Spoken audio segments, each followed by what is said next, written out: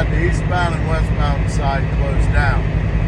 Normally, when they have that, they have 3 or 4 police officers a mile prior to that accident slowing traffic down. South Dakota dropped the ball on that. There was almost another accident, which was going to involve me and another driver with the 4-wheeler. So I'm telling you, I'm 75 miles an hour, 78,000 pounds. There was no, hey, slow down, no nothing other than maybe 100 yards prior to the exit. There was a police officer blocking the 2 lanes up and telling us to exit. That was it. So we have cameras on my truck and probably notified Jesse of a hard break because I did a hard break. The 4-wheeler got over without, it was unreal. I blew my air horn. It happened within seconds. I got on the berm of the approaching the exit, probably 25 feet away from the exit. And it wasn't the 4-wheeler's fault. He was getting over, or he would have hit the cop. It was that close. And thank God that 4-wheeler went a little left, because I got on the berm. And I didn't lock him up or anything, but I hit him pretty hard, downshifted, and luckily I was able to slow my butt down to a reasonable speed, and everything was okay. But the driver behind me did the same daggone thing. So we got pulled over to a truck stop there. Sat there for a little bit. I went in there and got some coffee, used the bathroom, had something to eat, got back in the truck. It was a 151 to the 42 to the 29. And once I got over the overpass that goes over the 90, they actually had 3 or 4 cops, back that way where it should have been done in the beginning, directing traffic and slowing them down, like they should have in the beginning. It was a pretty bad accident. It was really bad. For them to close down both eastbound and westbound lanes, it pretty much probably was a death. Normally that's what happens when they close both lanes down, whether that's south or north or whatever. So I didn't get any information on it over the CB or nothing like that. It happened, I don't know, in a half hour, 15 minutes, there wasn't any information about the accident, other than it was an accident, a bad accident. Anyhow, that's the stuff we put up with out on the road. We see a lot of bad stuff. It happens.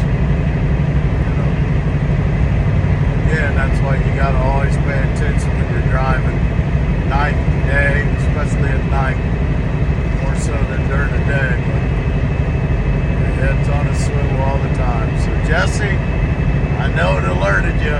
There's the explanation why. It was a hard break.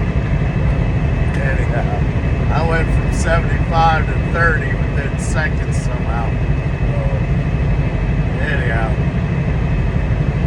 wasn't pleasant. I know that. Thank goodness that 4-wheeler saw me and the other driver. Probably scared the holy heck out of him, but everybody was all right, on this side anyhow. Just cruising along and getting ready to get to a Walmart.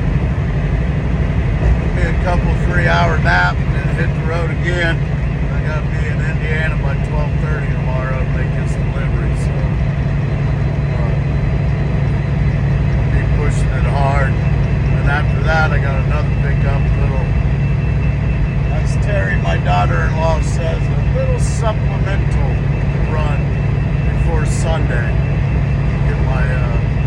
revenue in.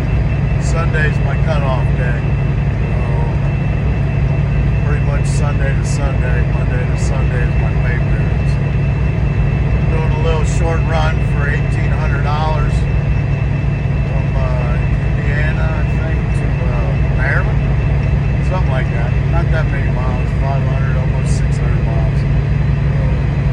Pick it up Friday night, deliver it Saturday afternoon or something like that. I gotta look at the rate comp. And then I'll have the rest of Saturday off, Sunday off, and then I'll get a 34-hour reset in, which gives me my fresh work week, which is a 70-hour work week. And you 40-hour people think, well, 40 hours is rough. I'm a truck driver. Your work week is 70 hours. I do 40 hours by Wednesday. Maybe Tuesday, Wednesday at least. Anyhow.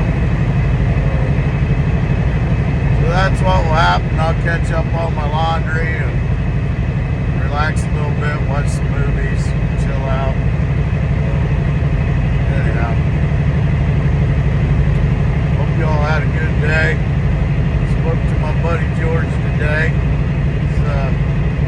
I explained to him, he's an ex-retired American airline pilot. He's a good guy.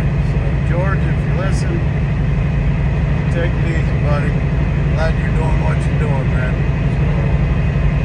So, he's venturing off into a new career.